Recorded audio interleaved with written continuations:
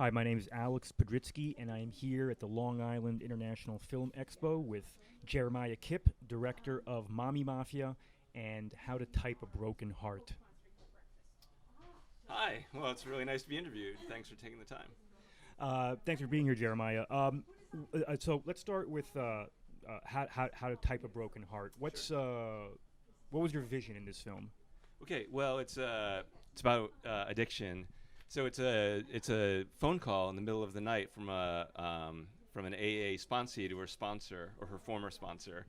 The former sponsor is not expecting this call. She's kind of written this person off as someone that she has to deal with, and she's a new mother, so the baby is like sleeping there in the crib. So this phone call in the middle of the night from someone who desperately wants to have a drink uh, leads to a dark night of the soul for both of them.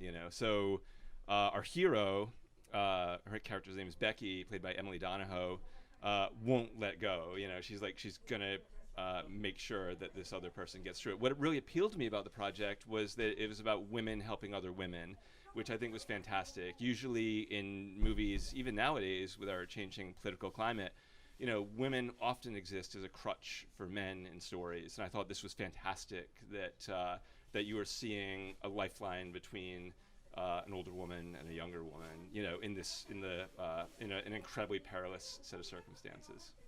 So obviously, strong female roles are important for you because Mommy Mafia is also all females, um, mommies that are in a mafia. That's right. Well, I should say that both of these projects were written by women. So, How Do You Type a Broken Heart was written by Susan Nolan, who's a very experienced, wonderful New York playwright, and this was her first foray into film. And I know that she's her political beliefs are like really strongly feminist, and she's all about like trying to empower women characters while making them dark and complicated and messy and dangerous. And then Mommy Mafia was written by Laura Sweeney, who's a remarkable writer. Laura is an actress, and she, I think, developed this project for herself to act in. But I learned so much working on Mommy Mafia. I learned so much from Laura Sweeney because it was one of my first forays into comedy. I usually do horror films or dark dramas that are really troubling and nightmarish. And Mommy Mafia was meant to be light and funny and like colorful, and about these mommies who get in over their heads. But what really appeals to me about Laura's writing and what I learned from her was that comedy is fraught with anxiety. Like the mom characters in Mommy Mafia get in over their heads. There is a mafia component to the story, and it's a pilot for a series. So it's my hope that Laura is able to continue developing these and direct them herself. I felt while I was doing Mommy Mafia that I was serving Laura Sweeney's vision, which was to do something light, colorful, but also kind of, but also filled with fear. I think that Laura writes from her soul, and I think Laura is a person with contemporary fears like we all have, and is interested in balancing motherhood with all the complications of her life.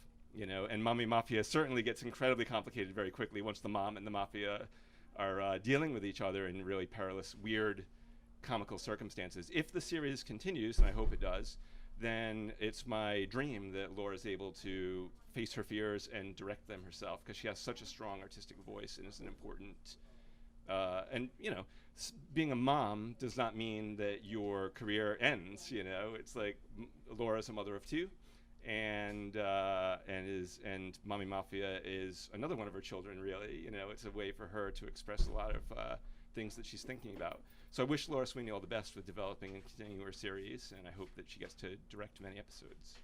And you have any projects on the horizon? What do you have in the future coming up? Well, there's 3 short films in post. One's a comedy, one's a horror movie, and one is a dark drama. And then I'm directing a TV show right now called Celebrity Ghost Stories for A&E. And then following that, this fall, we're doing a feature-length version of a film called Slapface, which is a monster movie. And we actually showed the proof of concept for that movie here last year. The goal of that film was, that short, was to arouse interest from potential producers, and it played here and many other film festivals. And then when producers were looking for a dark, dysfunctional family drama with a monster in it, I happened to have the feature-length script, the short that screened here at Life last year, and a pitch deck. So that one's something I'd written and is going into production this fall upstate. Very, very good. Jeremiah Kipp, thank you so much for being here today. Thank you very And much. this is Long Island International Film Expo.